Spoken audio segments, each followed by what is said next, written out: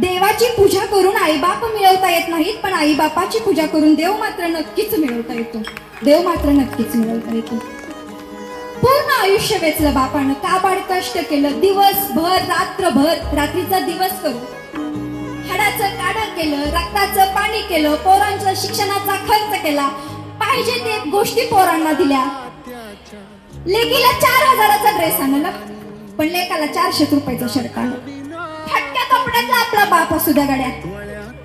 दिवाळीला सगळ्याला कपडे आणल, सुनाला साडी आणल, म्हातारीला लुगडं आणल, नातवंडाला कपडे आणल, पण स्वतः मात्र दिवाळी फाटक्या धोत्रातच करल तो बाप असतो. आपला बाप ना आपला बाप फक्त जिवंत असला पाहिजे महाराज.